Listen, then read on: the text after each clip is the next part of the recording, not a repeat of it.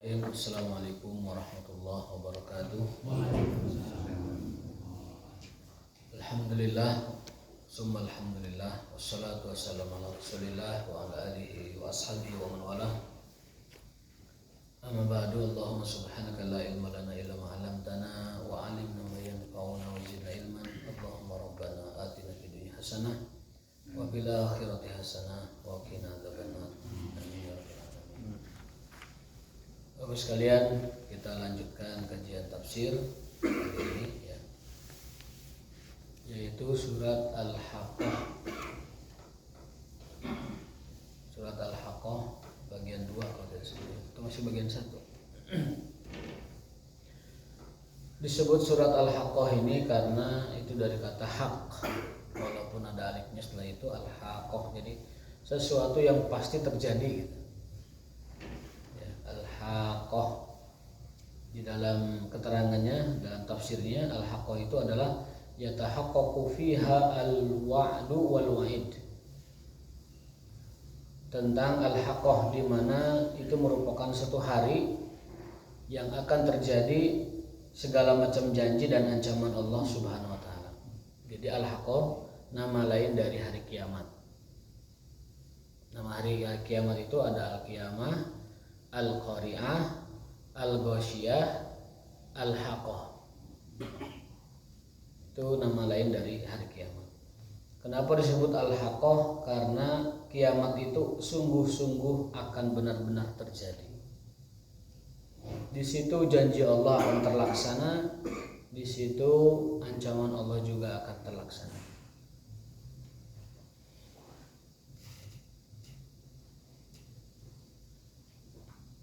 Haqqaqat likulli amilin amalahu walil mu'min imanahu walil munafiq nifaqahu. Jadi hari itu hari di mana setiap orang yang berbuat akan mendapatkan apa yang diperbuatnya,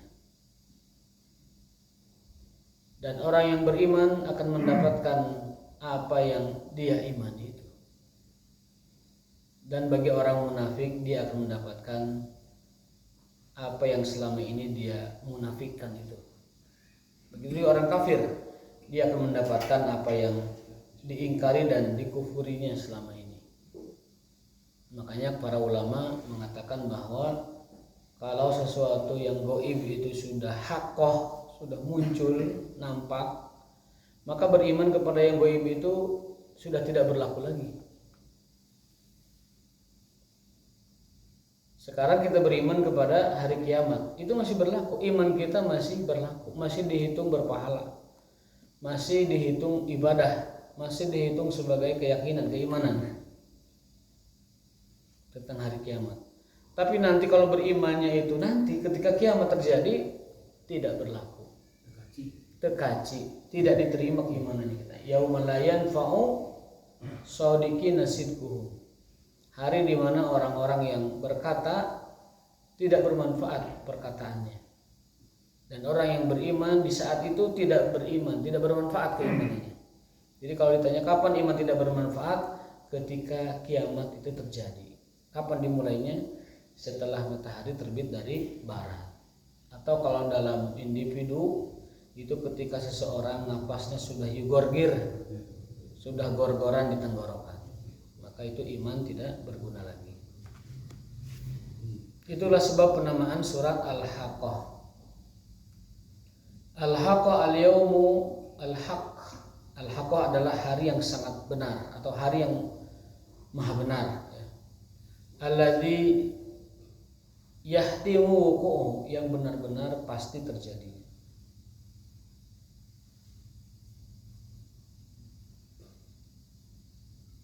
Kemudian di ayat keduanya Al-Haqqah wa ma adraka mal haqqah. Al-Haqqah mal haqqah wa ma adraka mal haqqah, ayat ketiga. Ayat kedua juga sudah ditanyakan itu. Mal haqqah, apa itu Al-Haqqah? Dan apa yang kau ketahui tentang Al-Haqqah? Ini pertanyaan yang maha dahsyat. Su'alun kabirun an amrin jalil, terkait dengan urusan yang besar.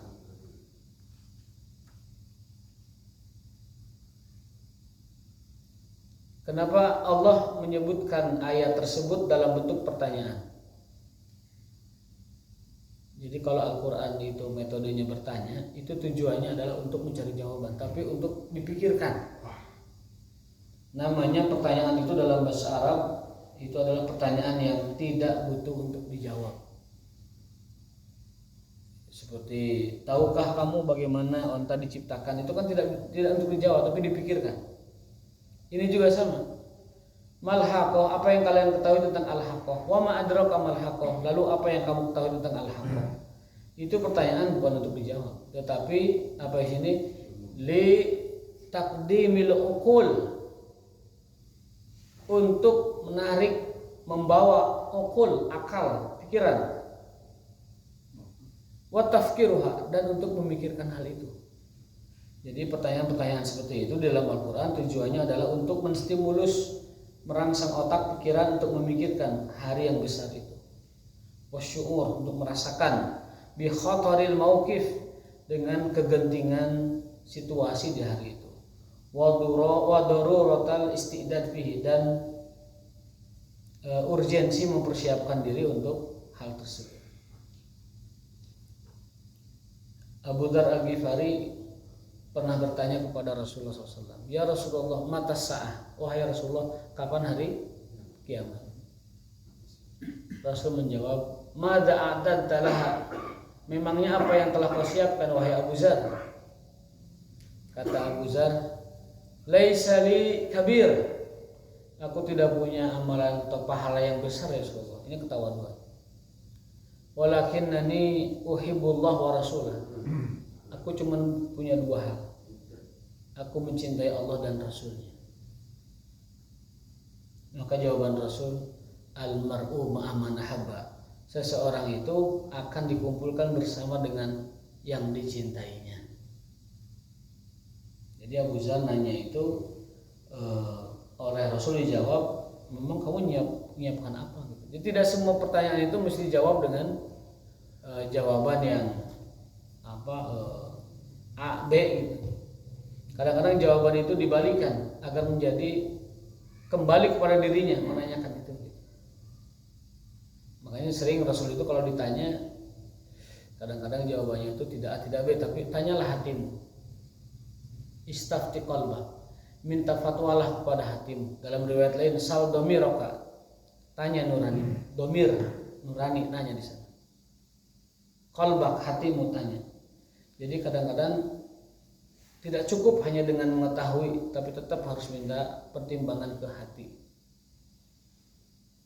Sekarang itu contoh macam varian riba itu ratusan. Varian dari riba itu ratusan. Yang pada akhirnya fatwa itu tidak akan banyak membantu kita, saking banyaknya gitu. Nah, di situ yang butuh adalah hati. Tetap saya nggak nerima ini gitu. Walaupun mungkin ada celah-celah fatwa yang bisa dihilah namanya, bisa dimuslihatkan, tetapi tetap hati kita itu tidak bisa dibohongi. Maka tanyalah itu. Ada orang bertanya, saya bekerja di bidang contohnya yang ribawi atau contohnya yang syubhat atau yang haram bahkan, gimana? Kan kalau dijawab dengan fatwa itu bisa mental. Kalau gitu saya ngasih makan apa buat keluarga? Tapi ketika itu dibalikan, coba tanya hatimu. Maukah kamu memberi makan anak istrimu dengan sesuatu yang syubhat? Maukah kamu memberi keluargamu, ayah ibumu dengan sesuatu yang syubhat? Pasti itu akan menjadi pikiran. Datang seorang pemuda, ya Rasulullah izanli bizina. Ya Rasulullah izinkan satu saja, dalam syariat Islam itu satu saja, loloskan untuk berzina. Nah, Rasul tidak menjawab la taqrabu zina, zina itu bahayanya dan dosanya besar sekali. Beliau ajak dia berpikir, kamu rela nggak kalau saudaramu dizinai orang? Ibumu, adikmu, orang itu tidak akan pernah rela demi Allah. Maka dia berjanji saat itu, aku akan tinggalkan zina, dan dia adalah menjadi perbuatan yang sangat dia benci. Akhirnya ditinggalkan. Datang lagi kelompok kabilah Ya Rasulullah, saya masuk Islam, kita masuk Islam ini. Tapi tolong satu saja diizinkan, minum khamr. Karena khamr sudah mendarah daging dalam hidup kami. Jadi untuk khamr itu main hidupnya. Kata Rasulullah, "Pek wae, tapi hiji saya minta, kamu minta syarat, saya juga minta syarat. Saya terima Islam kamu minta syarat, saya minta syarat. Apa itu? Kamu jangan pernah kenalkan khamr kepada anak-anak kamu dan jangan minum khamr di depan keluargamu. Pastikan mereka tidak mengikuti kamu minum khamr." Akhirnya dilaksanakan, kan itu syarat perjanjian dilaksanakan. Ternyata hari demi hari orang-orang kabilah tersebut kesulitan untuk tidak minum khamr di rumah. Kemudian tidak mengenalkan, tidak mengajari khamr ke anak-anaknya. Karena itu sudah perjanjian dengan Rasulullah, kalau melanggar ada kualatnya kan begitu. Kemudian setelah itu lama-kelamaan susah mereka hidup dengan khamr. Terus kalau ada yang nanya, "Kalian muslim nggak?" "Muslim." "Kok masih minum khamr?" Itu juga berat jawabnya. Akhirnya meninggalkan khamr. Jadi yang kadang-kadang pertanyaan itu tidak bisa dijawab dengan jawaban yang hitam putih. Kadang balikan lagi ke yang bertanya supaya itu menjadi pikiran. Nah, Al-Quran juga metodenya diantaranya begitu, menanyakan banyak hal bukan tujuannya untuk dijawab tetapi untuk dipikirkan. Soal dan jawabnya itu adalah untuk dipikirkan. Jangan sampai pertanyaan jawaban itu seperti tes itu tuh TWK-nya KPK. Dulu kan sempat viral itu, tes wawasan kebangsaan. Itu kalau bahasa Sundanya itu saliwira itu. Saliwira itu. Kan bocor ke publik kan. Anda pilih mana? Quran atau Pancasila kan gitu. Kan itu kan pertanyaan yang tolol sekali gitu. Ya. Kalau dijawab dengan teori bisa aja bahwa Al-Quran dan Pancasila tidak bisa dipertentangkan karena Pancasila saripatinya itu dari Quran. Dulu leluhur kita, para kiai, para ulama yang menggagas itu. Sehingga kita bisa mengatakan Pancasila sejalan dengan maqasid syariah Islamiyah. Tentang kemanusiaan, tentang ketuhanan yang Maha Esa, tentang persatuan ya jamaah, tentang permusyawaratan, tentang keadilan dan hikmah, itu kan ruhnya dari Quran. Jadi pertanyaan Anda ahistoris, kan cara teorinya begitu. Tapi kalau kita sederhana, tidak ada jawaban yang benar untuk pertanyaan yang salah. Jadi model-model pertanyaan KPK jangan sampai diikuti oleh generasi Indonesia setelahnya, karena itu adalah kebodohan. Jangan sampai ada yang punya kualitas berpikir yang rendah semacam itu. Nah, kemudian munasabatu tasmiyah li'anna makna hal waqtu alladhi yahiqu fihi al-jaza'. Disebut al-haqqah juga karena hari itu atau waktu tersebut merupakan waktu setiap orang yang beramal berhak memperoleh al-jaza', balasannya masing-masing. Ada kaidah dalam hadis al-jaza'u min jinsil amal. Yang namanya balasan baik atau buruk adalah sesuai dengan amalannya masing-masing. Al-jaza' min jinsil amal. Amalannya kayak apa, balasannya kayak ini. Ini tidak akan bertukar ya. Hal jazaul ihsan illa ihsan. Tidak ada balasan kebaikan kecuali kebaikan yang serupa. In ahsantum li anfusikum. Itu ayatnya. Wa in asatum falaha. Ini ayat menjadi dasar bagi seorang peneliti tentang yang namanya hukum law of attraction. Hukum tarik menarik antar segala sesuatu. Bahwa segala sesuatu itu penyambung gitu, akan berbalik kepada yang melakukannya. Jadi orang yang buang sampah di Amazon itu nanti badai saljunya itu akan ke mereka juga. Itu dia menemukan teori itu. Orang barat kan ngulik. Jadi satu sampah yang kita buang di kopo itu nanti banjirnya mungkin 2 atau 3 tahun lagi akan menimpa kopo kita. Saling sambung menyambung. Bahwa kepak sayap di Kalimantan itu bisa bikin badai di Amerika Utara, Amerika Latin. Kepak sayap burung itu itu teorinya gitu. Kita mah sudah ada ayatnya. In ahsantum li anfusikum. Kalau kamu berbuat baik seremeh apapun, sekecil apapun, akan balik ke kita kebaikannya. Itu sudah Allah rumuskan dalam kehidupan di dunia. Kita berbuat baik, itu kebaikan itu akan ke kita di dunia dan juga di akhirat. Di dunia dan juga di akhirat. Memberi sedekah 1000 perak ke seorang yang membutuhkan, taruhlah di Tegalega, itu kita akan mendapatkan balasannya meskipun telah beberapa waktu. Itu rumus Allah untuk kehidupan. In ahsantum li anfusikum. Jika kamu berbuat sebuah kebaikan, maka kebaikan itu akan berwujud kebaikan lagi untukmu. Belum lagi nanti pahalanya, kalau dia beriman dapat pahalanya di akhirat.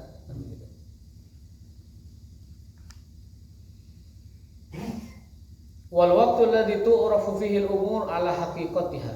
Segala sesuatu nanti akan ketemu hakikatnya. Ya. Disebut al-haqqah, kenapa? Karena hari itu adalah hari pengungkapan segala hakikat.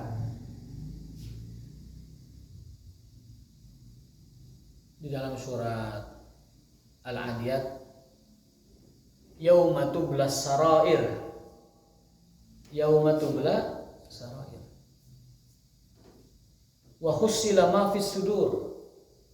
Segala yang ada di dada akan disampaikan. Dan segala yang dirahasiakan akan ditampakkan. Maka disebut surat Al-Haqqah dari kata hakun, karena di hari itu segala sesuatu akan menampakkan hakikatnya. Kan sekarang kita banyak yang tidak hakikat.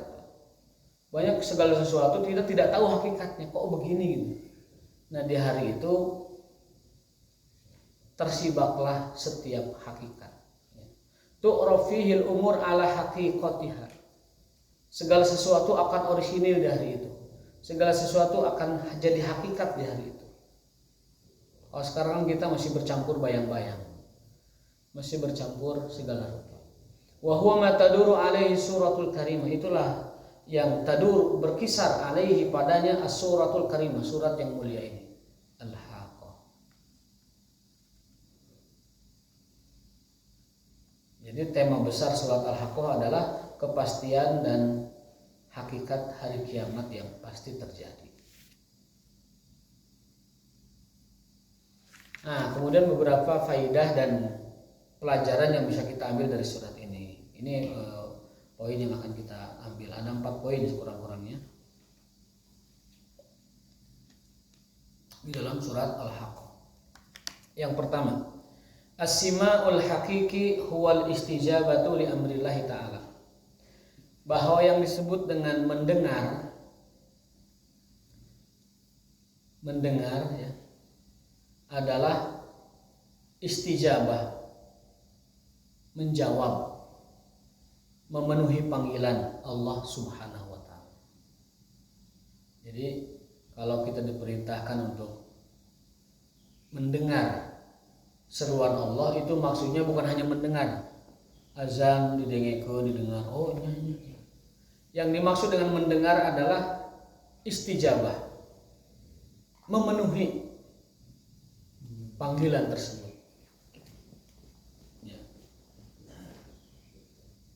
As-sima'u itu mendengar. Al-haqiqi yang sebenar-benarnya, wal istijabatu adalah dengan mendatangi, menunaikan, memenuhi li amrillah, panggilan atau seruan Allah tersebut. Jadi as-sima' wa al-istijabah, mendengar itu memenuhi di dalam ayat ke-12. ketika orang disuruh mendengarkan azan, itu yang hakikinya adalah mendatangi sholatnya. Ketika kita mendengarkan seruan ajaran Allah atau larangan Allah, maka yang hakikatnya itu adalah memenuhi seruan tersebut.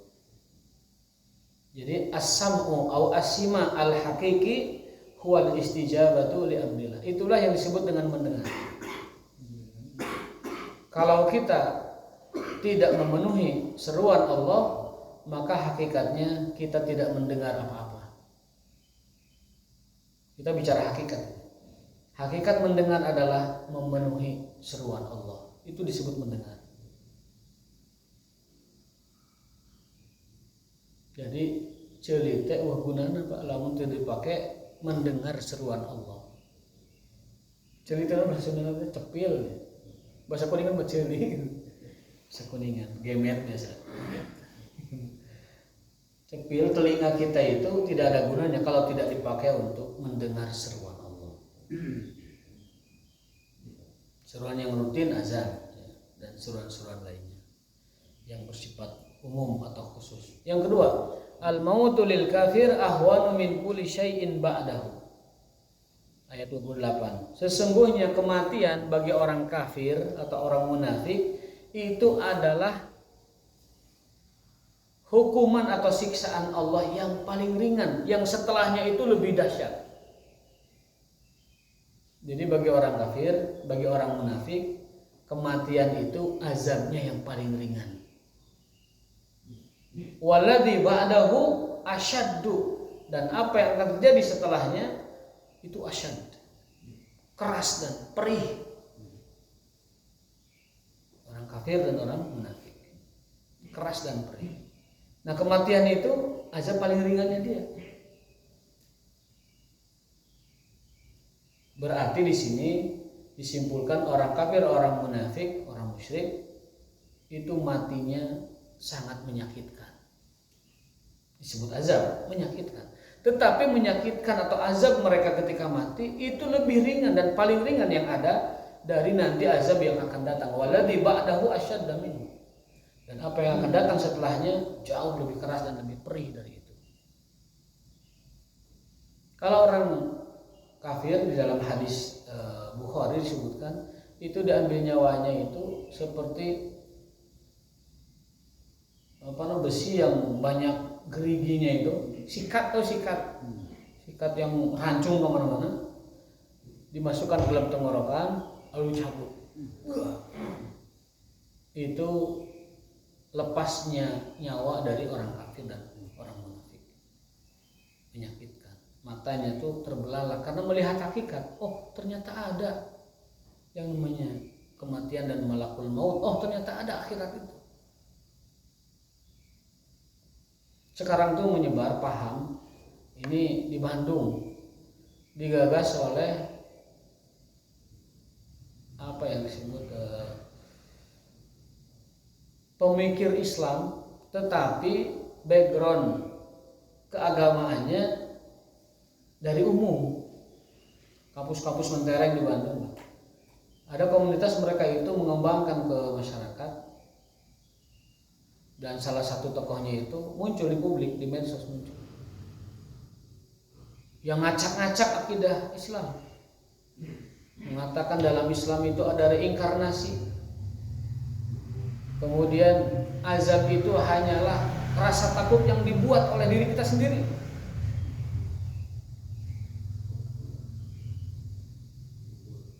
Bahwa agama itu adalah olah pikir kita sendiri. Itu dikembangkan. Dan pengikutnya tuh makin banyak gitu. Kajian itu banyak diikuti.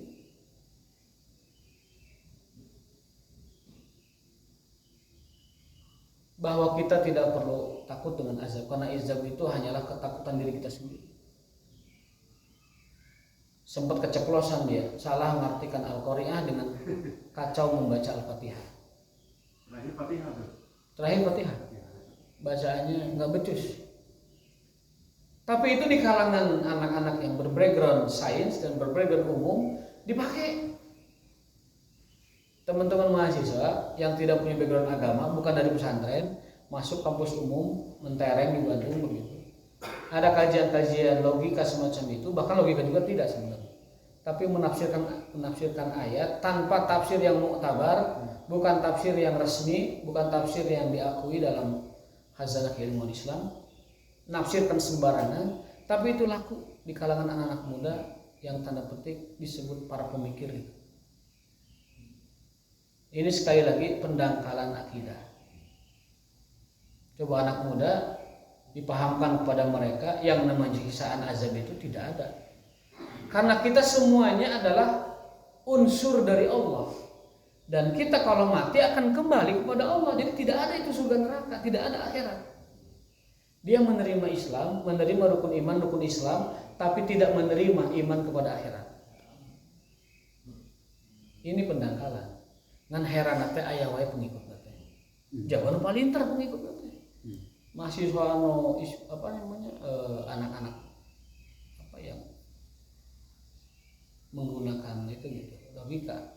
Anak-anak teknik ya, anak-anak MIPA yang begitu ngikut. Dan komunitas semakin bertambah. Ketika dulu dia awal muncul, pengikutnya itu 100.000 followers. Setelah dia kesalahan baca Al-Qari'ah dengan Fatihah, malah berlipat ganda, penasaran orang. Jadi 3 kali lipat, 300.000. Tuh, ini herannya anak-anak muda sekarang. Salah dan keliru, bukannya itu menjadi semacam resisten gitu, jangan dekati orang seperti itu. Malah penasaran, diikuti. Jumlah followernya 3 kali lipat setelah dia viral, disalahkan gara-gara Al-Qari'ah.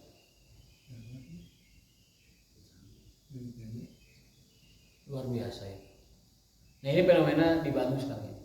Saya dapat langsung dari orang-orang yang sekarang sedang fokus gimana caranya membantah si orang tersebut. Karena kapasitasnya dia bukan ustadz, hanya pemateri, maka yang maju pun anak-anak yang model begitu, tetapi dari sudut pandang yang berlawanan. Ada 3 gitu kan, 3-3-nya orang Sunda. Yang tipe kayak gitu sekarang beredar ada 3-3-nya orang Sunda. Banyak. Sunda hunkul. Bukan dari ITB. Ya salah satunya dari situ. Yang satu itu, yang satu lagi baru muncul Sayyidina Umar konsultasi kepada Sayyidina Abu Bakar ketika Sayyidina Umar dijadikan khalifah. Mana bisa Sayyidina Abu Bakar sudah meninggal. Waktunya aja berbeda ya. Terus yang awal-awal Itu ya kebuta sejarah ya. Allah sesat itu tafsir surat Al-Duha. Jadi kita ini dihadapkan kepada orang-orang yang ngomong agama tapi bukan kapasitasnya di situ. Yang paling berbahaya ini yang ketiga menurut saya, karena dia mulai menafikan akhirat. Kata dia, kita ini manusia berasal dari unsur Allah. Jadi semesta ini hakikatnya satu, Allah. Dari unsur Allah itulah lahir atau muncul makhluk-makhluknya. Jadi karena kita ini dari Allah, maksud dari Allah itu dari unsur Allah, partikel Allah lah kalau kasarnya. Maka nanti yang namanya partikel kembali kepada hakikatnya. Unsur Allah itu bukan Allah, Ya? bukan roh. Bukan. Dia menganggap bahwa kita ini, kesatuan kita semua ini adalah unsur dari Allah. Maka nanti kita kalau mati ya udah kembali kepada Allah, tidak ada penyiksaan, tidak ada azab, tidak ada surga, tidak ada neraka, kembali aja kepada Allah gitu aja. Nah ini bahaya. Dari berbagai titik ini bahaya. Sederhana aja, kalau akhirat tidak ada, siapa yang menghukum orang zalim? Padahal di dunia belum dibalas dia. Yang menghukum orang zalim di dunia siapa? Kalau di dunia belum dibalas. Orang yang membunuh, orang yang memperkosa, orang yang mengambil hak orang lain, orang yang menzalimi orang lain, orang yang zalim, yang kejam, kemudian meninggal begitu saja. Lalu kapan mereka diminta pertanggungjawaban? Kapan mereka dihukum karena perbuatan jahatnya itu? Maka akhirat mesti ada. sebagai yaumuddin, yaumul jaza, sebagai tempat di mana segala kezaliman akan dibalas, tempat di mana segala kejahatan akan diadili, tempat di mana segala kebaikan dan keadilan diberi balasan baiknya. Harus ada akhirat itu, karena itu adalah tempat di mana keseimbangan akan terjadi. Yang zalim dihukum, yang jahat diadili, kemudian yang baik dimasukkan ke dalam surga. Harus ada akhirat. Dari sisi itu aja. Tapi mereka membuatnya itu semacam teori kayak gimana lah. Jadi masuk anak-anak muda itu. Sehingga orang yang ngomong azab terus di stigma. Kamu azab fobik katanya. Nauzubillah. Padahal yang namanya tarhib, ancaman-ancaman itu bukan dari kita asalnya, dari Allah. Yang namanya ancaman-ancaman neraka itu datangnya dari Rasulullah, bukan dari kita, dari Allah, dari Rasulullah. Lalu dikatakan orang yang percaya azab itu adalah azab fobik. Kemudian menggemakan beragama itu yang enjoy, yang tenang, jangan ditakuti dengan neraka, jangan pernah takut dengan akhirat, karena itu tidak ada. Kita semua ini kembali kepada Allah. Unsur kita, unsur Allah kembali kepada Allah. Sebenarnya hal ini sudah ada dulu di zaman abad pertengahan, yaitu Al-Hallaj dan Ibnul Arabi dengan konsep wahdatul wujud dan al-hulul. Kalau al-hulul itu adalah bahwa manusia itu bersenyawa dengan Tuhan. Kalau wahdatul wujud itu bahwa seluruh semesta ini adalah manunggal dari Allah yang Maha Esa. Sudah ada dari dulu. Cuma sekarang dikembangkan seolah-olah logik. Padahal itu zaman dulu sudah ada. Yang diperangi oleh imam-imam Ahlus Sunnah wal Jamaah itu kan paham-paham kayak gitu dulu di abad pertengahan. Muncul lagi sekarang diskusi yang lebih gempar. Apakah iman bisa dibuktikan secara ilmiah? Yang satunya sekuler, yang satunya juga mutakalimun dengan metode pendekatan ahlul kalam. Ya dua-duanya berpotensi nantinya itu melenceng. Yang benar itu kalau akidah tauhid kembalikan kepada prinsip ulama salaf. Kembalikan kepada bagaimana para khulafaur rasyidin memahami itu, para ulama mazhab memahami itu, para tabi'in memahami itu, baru selamat. Makanya akidah salaf itulah yang paling aslam, paling selamat dan paling ahkam, paling masuk akal. Ahkam paling masuk akal, paling mengunci gitu. Mengunci dia ahkam. Kalau dibawa kepada metode tadi, sekalipun terlihat benar seolah logis melawan yang sebelumnya, itu karena pernah terjadi juga di zaman Al-Ma'mun. Perdebatan itu sudah sangat tanda petik kronis di zaman itu. Bahkan 3 kubu di zaman dulu. Aqlaniyun, sekuler, Mu'tazilah, kemudian Asy'ariyah. Sudah sangat kronis dulu perdebatan-perdebatan masalah imaniyat, ghaibiyat. Sekarang diputar lagi itu lagu. Dulu saya 1 semester belajar itu. 1 semester khusus belajar al-falsafah al-islamiyah. Filsafat Islam. Yang mengajar itu profesor doktor dari Ummul Qura Mekah. Sengaja di dosen tamu ke Sudan. 1 semester itu misalkan 5 kali, selebihnya asisten. Itu luar biasa ya. Jadi subhat-subhat semacam itu mulai dihembuskan lagi. Entah kesengajaan ada pihak yang menghembuskan, entah memang anak-anak baru baca kemudian apa istilahnya tuh kalau intelektual baru meletup gitu. Letupan intelektual gitu. Euforia intelektual kayak dulu Ulil Absar Abdallah. Itu kan ketika euforia intelektualnya itu semua dihajar. Nah sekarang udah turun, udah tua, turun. Sudah ke arahnya sudah berbeda jauh. Karena mungkin beliau aktivis penggerak sebuah partai politik, jadi mau tidak mau harus berpikir pragmatis dan faktual kan begitu. Atau memang karena usia sudah tua juga, ngapain mikirin hal-hal yang tidak ada manfaatnya dan lain sebagainya. Nah itu jadi ya mas sekalian, kenapa saya ungkap ini? Karena keimanan itu justru ujian keimanan ketika kita tidak melihat hal tersebut. iman ini disebut iman, dia menjadi ujian bagi orang yang belum melihat hakikatnya. Pernahkah kita melihat Allah dalam hakikat? Tidak pernah. Kenapa kita beriman? Nah, disitulah pahala keimanan. Disitulah yang disebut keyakinan. Nabi Muhammad kita tidak pernah lihat, ya kan? Kemudian malaikat tidak pernah kita lihat, tapi kita beriman kepada yang dibawa oleh para malaikat berupa Quran. Nah, disitulah keimanan. Ya. Makanya iman jangan dibahas-bahas dengan seolah-olah tadi metodologis lah, ilmiah atau lain sebagainya. Jadi itu pesan dari ayat yang ke-1 dan ke-2 surat Al-Haqqah. Yang ketiga, khuturatu wa idhami taqawuli 'ala Allah. Bahayanya orang-orang berkata tentang Allah tapi secara batil. Itu namanya taqawwala ya taqawwal. Biasanya orang Yahudi yang begini. Yuharrifuna al-kalima an mawadhi'i. Mereka membuat ayat-ayat wa yaquluna hadza min indillah.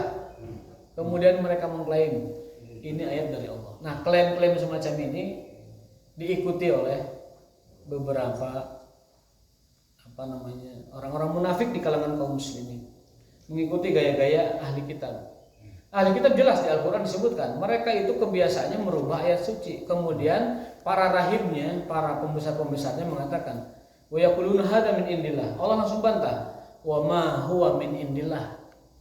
Itu bukan dari Allah. Riba di dalam Taurat diharamkan. Tapi di dalam Talmud masih haram kalau untuk non-Yahudi. Maaf, kalau untuk orang Yahudi haram. Tapi untuk non-Yahudi dihalalkan. Jadi orang Yahudi zaman sekarang meribakan, merentengan kepada non-Yahudi, tapi sesama Yahudi haram. Ada hukum adatnya. Kalau orang Yahudi ngeribain sama orang Yahudi, itu dihukum adat di sana ada. Zina juga sama. Berzina sesama Yahudi hukumannya berat, hukum tradisi dalam Talmud. Tapi menzinahi orang lain tidaklah mengapa. Itu Yahudi. Tidak ada dalam Taurat, itu adanya di kitab modern mereka. Iya, orang lain itu dianggapnya budak, goyim yang diapa-apain pun boleh. Tapi jangan coba-coba sesama Yahudi. Mereka akan dihukum keras. Jadi kalau ada pemuda Yahudi melecehkan wanita Yahudi, dihukumnya keras itu. Tapi kalau ke non-Yahudi dibolehkan. Maka mereka itu rasis sekali agamanya. Talmud ya. Kalau Tauratnya nggak gitu. Dari mana Talmud? Talmud itu bikinan rahib-rahib Yahudi. Homer juga sama. Di Tauratnya haram, tapi di Talmudnya dan lain sebagainya. Jadi dalam ayat ketiga ini bahaya yang besar apabila orang sudah taqawul, mengklaim bahwa ini dari Allah padahal bukan dari Allah. Ayat 44 sampai 47. Wa hadhil ayat fi haqqin Nabi sallallahu alaihi wasallam ibtida'an. Dan itu bisa juga dalam bentuk mengatasnamakan Rasulullah. Fi haqqin Nabi sallallahu alaihi wasallam. Contoh ada suatu amalan. Amalan itu teh misalkan enggak ada dalilnya sedikit pun. Jelas bid'ahnya. Tapi kita mengatakannya bahwa Nabi melakukan ini, bahwa Nabi mengatakan ini. Itu namanya taqawul, mengada-ngada, mengklaim sesuatu dari Nabi padahal bukan dari Nabi. Kalau kita sudah taruhlah tidak bisa menghindar atau terjerumus pada sesuatu hal yang tidak ada panduannya dari Nabi, ya udah lakukan aja nggak apa-apa, tapi jangan pernah mengatakan ini sumbernya dari Nabi. Karena ada hadis khususnya, man kadzaba alayya muta'ammidan falyatabawa maq'adahu minan nar. Barang siapa yang kadzaba alayya, berdusta atas namaku, muta'ammidan dengan disengaja, falyatabawa maq'adahu minan nar, maka silahkan pilihlah tempatnya di neraka. Ada tokoh mengklaim bahwa Nabi menyuruh dia untuk menyampaikan ke umat untuk berdoa meminta kepada orang yang sudah meninggal. Meminta, berdoa kepada yang sudah meninggal. Itu tidak pernah ada hadisnya, tidak pernah ada ayatnya. Tapi disampaikan oleh contohnya seperti itu. Jadi besarnya bahaya dan musibah ketika orang berani mengklaim sesuatu itu min indillah atau min indi rasulillah, wa ma huwa min indillah, padahal bukan dari sisi Allah, bukan juga dari Rasul sallallahu alaihi wasallam. Nah, ini patut menjadi perhatian supaya kita tidak mengada-ngada berdalil atau berargumen dalam agama padahal sebenarnya itu adalah dari Allah. Poin keempat terakhir nanti kita bahas pertemuan berikutnya, itu tentang al-kursi dan al-arsy. Apa itu aras, apa itu kursi, dan bagaimana kedudukan alam semesta serta manusia. Jadi kita akan membongkar kembali cara melihat alam, cara melihat semesta, dan juga bagaimana kedudukannya di dalam kursi dan arsy Allah Subhanahu wa taala. Penjelasannya panjang lebar kali tinggi, jadi tidak bisa dalam waktu yang singkat. Allah taala bisawab taufiqun billah. Wallahu waliyut taufiq. Subhanakallahumma wa bihamdika asyhadu an la ilaha illa anta astaghfiruka wa atubu ilaik. Wassalamualaikum warahmatullahi wabarakatuh.